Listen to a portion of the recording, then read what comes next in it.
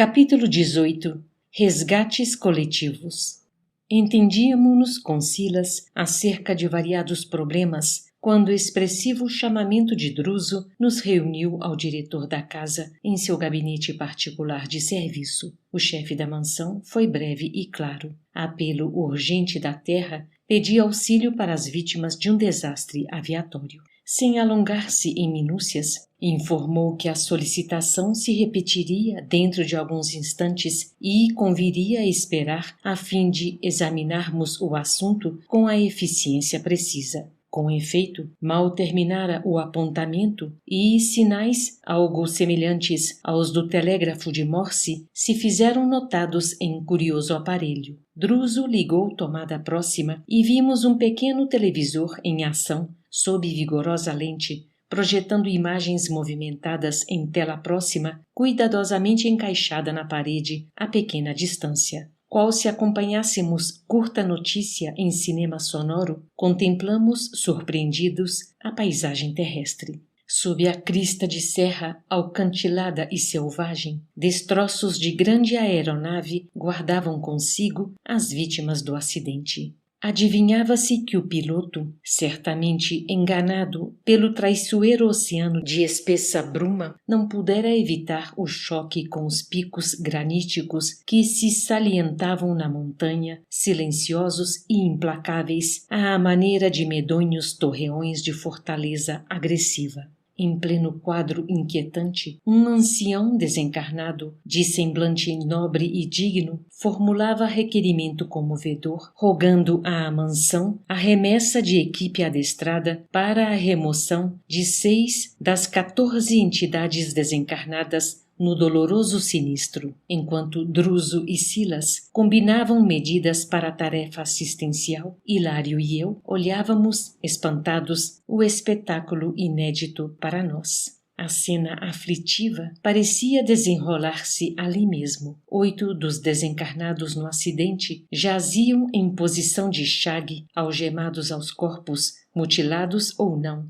4 gemiam jungidos aos próprios restos e 2 deles, não obstante ainda enfaixados às formas rígidas, gritavam desesperados em crises de inconsciência. Contudo, amigos espirituais, abnegados e valorosos, velavam ali calmos e atentos. Figurando-se cascata de luz vertendo do céu, o auxílio do alto vinha solícito em abençoada torrente de amor. O quadro patético era tão real à nossa observação que podíamos ouvir os gemidos daqueles que despertavam desfalecentes, as preces dos socorristas e as conversações dos enfermeiros que consertavam providências à pressa. De alma confrangida, vimos desaparecer a notícia televisada enquanto Silas cumpria as ordens do comandante da instituição com admirável eficiência. Em poucos instantes, diversos operários da casa puseram-se em marcha na direção do local minuciosamente descrito. Voltando ao gabinete em que lhe aguardávamos o retorno, Silas ainda se entendeu com o orientador por alguns minutos com respeito ao serviço em foco. Foi então que Hilário e eu indagamos se não nos seria possível a participação na obra assistencial que se processava, no que Druso paternalmente não concordou, explicando que o trabalho era de natureza especialíssima, requisitando colaboradores rigorosamente treinados. Cientes de que o generoso mentor poderia dispensar-nos mais tempo, aproveitamos o ensejo para versar a questão das provas coletivas. Hilário abriu campo livre ao debate, perguntando, respeitoso, por que motivo era rogado o auxílio para a remoção de 6 dos desencarnados quando as vítimas eram 14. Druso, no entanto, replicou em tom sereno e firme. O socorro no avião sinistrado é distribuído indistintamente. Contudo, não podemos esquecer que, se o desastre é o mesmo para todos os que tombaram, a morte é diferente para cada um. No momento, serão retirados da carne tão somente aqueles cuja vida interior lhes outorga a imediata liberação. Quanto aos outros, cuja situação presente não lhes favorece o afastamento rápido da armadura física, permanecerão ligados por mais tempo aos despojos que lhes dizem respeito. Quantos dias? Clamou meu colega, incapaz de conter a emoção de que se via possuído. Depende do grau de animalização dos fluidos que lhes retém o espírito à atividade corpórea, respondeu-nos o mentor. Alguns serão detidos por algumas horas, outros talvez por longos dias. Quem sabe, corpo inerte nem sempre significa libertação da alma. O gênero de vida que alimentamos no estágio físico dita as verdadeiras condições de nossa morte. Quanto mais chafurdamos o ser nas correntes de baixas ilusões, mais tempo gastamos para esgotar as energias vitais que nos aprisionam à matéria pesada e primitiva de que se nos constitui a instrumentação fisiológica, demorando-nos nas criações mentais inferiores a que nos ajustamos, nelas encontrando combustível para dilatados enganos nas sombras do campo carnal propriamente considerado. E quanto mais nos submetamos às disciplinas do espírito que nos aconselham equilíbrio e sublimação, mais amplas facilidades conquistaremos para a exoneração da carne em quaisquer emergências de que não possamos fugir por força dos débitos contraídos perante a lei. Assim é que morte física não é o mesmo que emancipação espiritual. Isso, no entanto, considerei, não quer dizer que os demais companheiros acidentados estarão sem assistência, embora coagidos a temporária detenção nos próprios restos. De modo algum, ajuntou o amigo generoso. Ninguém vive desamparado. O amor infinito de Deus abrange o universo. Os irmãos que se demoram enredados em mais baixo teor de experiência física compreenderão gradativamente o socorro que se mostram capazes de receber. Todavia, reparou Hilário, não serão atraídos por criaturas desencarnadas de inteligência perversa, já que não podem ser resguardados de imediato? Druso estampou significativa expressão facial e ponderou. Sim, na hipótese de serem surdos ao bem, é possível se rendam às sugestões do mal, a fim de que, pelos tormentos do mal, se voltem para o bem. No assunto, entretanto, é preciso considerar que a tentação é sempre uma sombra a nos atormentar a vida de dentro para fora. A junção de nossas almas com os poderes infernais verifica-se em relação com o inferno que já trazemos dentro de nós. A explicação não poderia ser mais clara. Talvez por isso, algo desconcertado pelo esclarecimento direto, meu companheiro, que, tanto quanto eu, não desejava perder a oportunidade de mais ampla conversação, acentuou, humilde. Nobre instrutor, de certo, não temos o direito de questionar qualquer determinação que lhe dimane da autoridade. Ainda assim, estimaria conhecer mais profundamente as razões pelas quais nos é defeso o trabalho de colaboração nos serviços pertinentes ao socorro nos resgates de conjunto. Não poderíamos, acaso, cooperar com os obreiros desta casa nas expedições de auxílio às vítimas de acidentes diversos, de modo a pesquisar as causas que os determinaram? Indiscutivelmente a mansão, com as responsabilidades de que se encontra investida, desincumbir-se-á de trabalhos dessa espécie todos os dias. Quase todos os dias, corrigiu Druso sem pestanejar. E, fitando Hilário de estranha maneira, aduziu. É imperioso observar, porém, que vocês coletam material didático para despertamento de nossos irmãos encarnados, quase todos eles em fase importante de luta no acerto de contas com a justiça divina. Analisando os resgates dessa ordem, vocês fatalmente seriam compelidos à autópsia de situações e problemas suscetíveis de plasmar imagens destrutivas no ânimo de muitos daqueles que ambos se propõem auxiliar. Esboçando leve sorriso em que deixava transparecer a humildade que lhe adornava o espírito de Escol, aditou: parece-me que não seríamos capazes de comentar um desastre de grandes proporções no campo dos homens sem lhes insuflar o vírus do medo, tanta vez portador do desânimo e da morte. A palavra do orientador, serena e evangélica, reajustava-nos os impulsos menos edificantes. Inegavelmente, a terra jaz repleta de criaturas, tanto quanto nós, algemadas a escabrosos compromissos, carentes de ação contínua para o necessário equilíbrio. Não seria justo atormentá-las com pensamentos de temor e flagelação, quando, através do bem, sentido e praticado, podemos cada hora arredar de nossos horizontes as nuvens de sofrimentos prováveis. Assinalando-nos a atitude inequívoca de compreensão e obediência, como não podia deixar de ser, o chefe da instituição continuou em tom afável depois de ligeira pausa.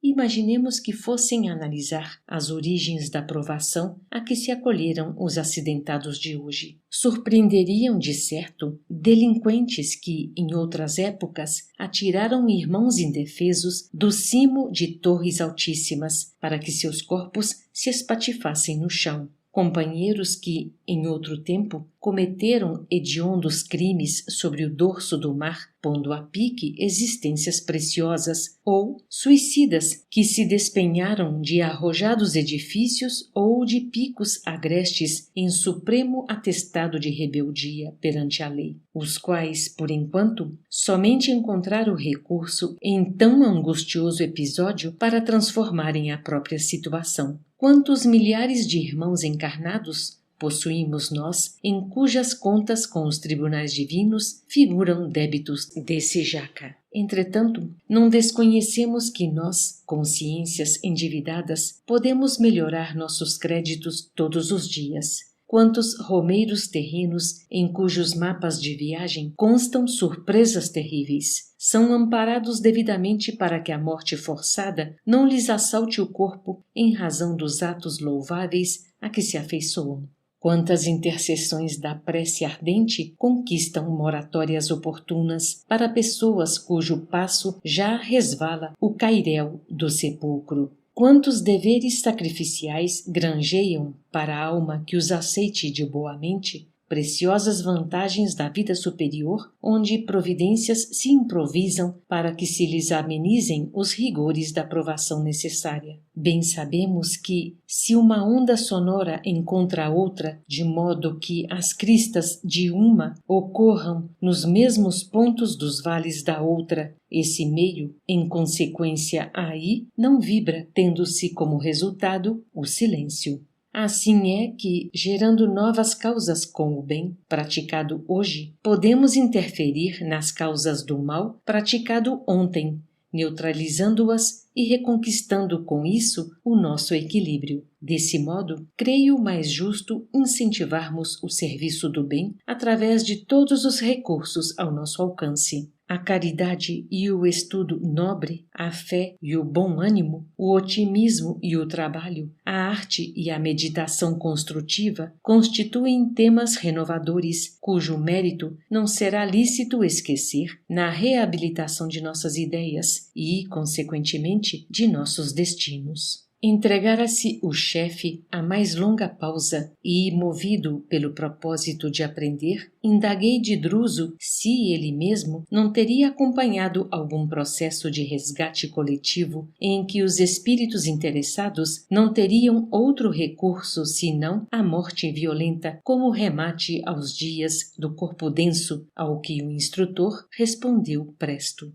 Guardo em minha experiência alguns casos expressivos que seria justo relacionar. No entanto, reportar-nos-emos simplesmente a um deles, pois nossas obrigações são inadiáveis. Depois de momentos rápidos em que naturalmente apelava para a memória, comentou benevolente. Há 30 anos, desfrutei o convívio de 2 benfeitores, a cuja abnegação muito devo neste pouso de luz. Ascânio e Lucas, assistentes respeitados na esfera superior, integravam-nos à equipe de mentores valorosos e amigos. Quando os conheci em pessoa, já haviam despendido vários lustros no amparo aos irmãos transviados e sofredores. Cultos e enobrecidos, eram companheiros infatigáveis em nossas melhores realizações. Acontece, porém, que depois de largos decênios de luta, nos prélios da fraternidade santificante, suspirando pelo ingresso nas esferas mais elevadas para que se lhes expandissem os ideais de santidade e beleza, não demonstravam a necessária condição específica para o vôo anelado. Totalmente absortos no entusiasmo de ensinar o caminho do bem aos semelhantes, não cogitavam de qualquer mergulho no pretérito, por isso que, muitas vezes, quando nos fascinamos pelo esplendor dos cimos, nem sempre nos sobra disposição para qualquer vistoria aos nevoeiros do vale. Dessa forma, passaram a desejar ardentemente a ascensão, sentindo-se algo desencantados pela ausência de apoio das autoridades que lhes não reconheciam o mérito imprescindível.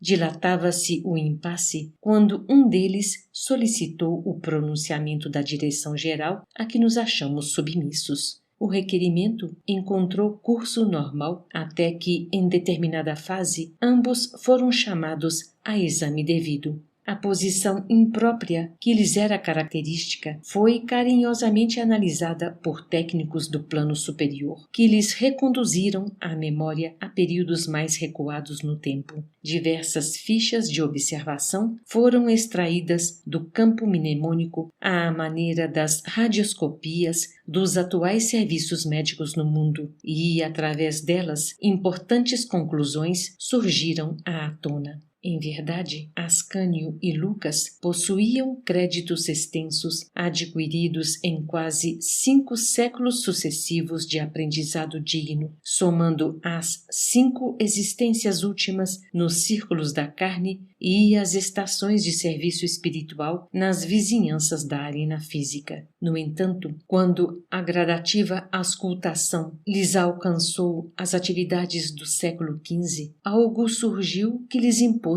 dolorosa meditação. Arrebatadas ao arquivo da memória e a doer-lhes profundamente no espírito depois da operação magnética a que nos referimos, reapareceram nas fichas mencionadas as cenas de ominoso delito por ambos cometido em 1429, logo após a libertação de Orleans, quando formavam no exército de Joana d'Arc. Famintos de influência junto aos irmãos de armas, não hesitaram em assassinar 2 companheiros, precipitando-os do alto de uma fortaleza do território de Gantinais, sobre fossos imundos, embriagando-se nas honrarias que lhes valeram mais tarde torturantes remorsos além do sepulcro. Chegados a esse ponto da inquietante investigação, pela respeitabilidade de que se revestiam, foram inquiridos pelos poderes competentes se desejavam ou não prosseguir na sondagem singular, ao que responderam negativamente, preferindo liquidar a dívida antes de novas imersões nos depósitos da subconsciência. Desse modo, em vez de continuarem insistindo na elevação a níveis mais altos, suplicaram,